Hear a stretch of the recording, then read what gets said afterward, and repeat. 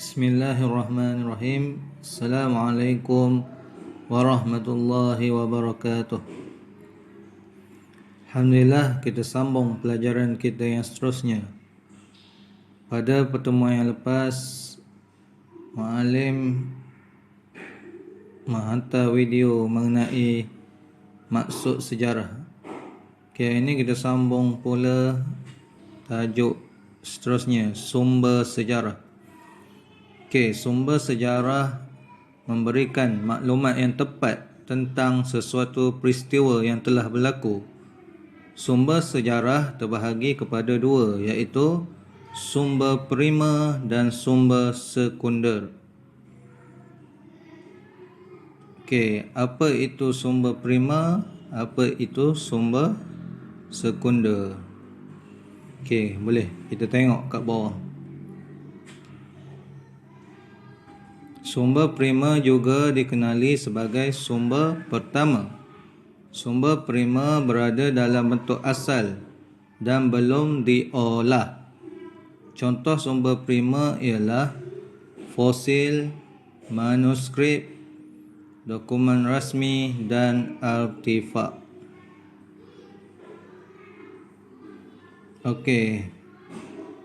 Sumber primer ni dia berada dalam bentuk asal dan belum diolah. Maksudnya dia barang lama lah. Cuba kita tengok satu persatu. Yang pertama, fosil ialah tinggalan tumbuhan atau haiwan yang terawet. Apa itu terawet ni? Terawet ni ialah manusia lah. Dia letak bahan kimia, letak dekat, contohnya dalam gambar ni adalah batu. Bila dia campur bahan kimia, batu tu dia tahan lama. Batu ni berusia dalam 100 tahun lah. Tapi masih boleh dilihat lagi kan, sebab batu ini diawet.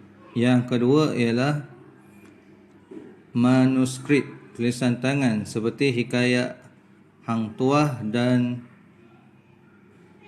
Sulalatus Salatin. Manuskrip ni adalah buku-buku lama kan. Kalau tengok tulisan dia pun dalam Jawi. Tulisan dia dalam Jawi. Tak reti pun kita baca kan.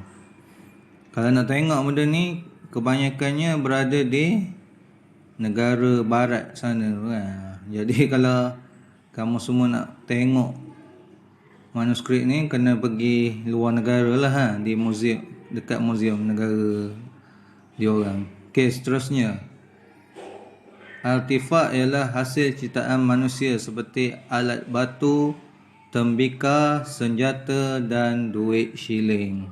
Ini adalah contoh duit shilling. Manusia zaman dahulu memang kreatif kan, boleh dah pandai mencipta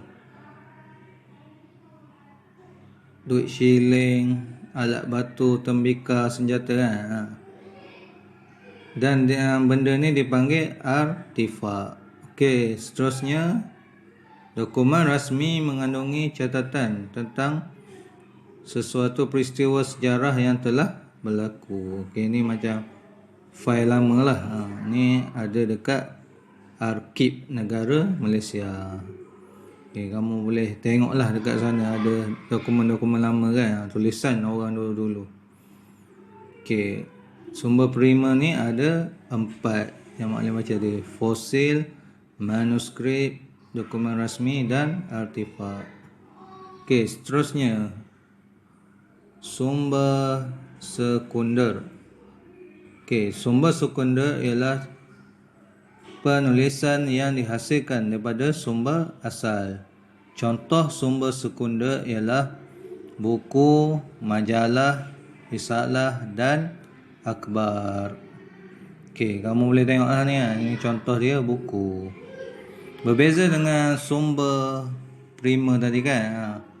Dia dalam keadaan lama manuskripnya. Tapi buku, sumber sekunder ni, buku ni dia dah diolah dalam bentuk warna kan, dalam kertas yang cantik. dia macam lebih kepada sumber yang lebih barulah. Okey, seterusnya cuba tengok majalah pun sama, diolah dengan warna kan, dengan tulisan yang kita semua boleh baca lah. Okey, yang selain tu adalah akhbar, yang kita selalu baca kot kan, akhbar ni mak atau ayah kamu baca je. Seterusnya last sekali risalah. Risalah ni biasa museum ada buat kan, di museum ataupun kamu pergi je lah di tempat yang bersejarah, dia akan adalah risalah ni, dia akan ceritakan.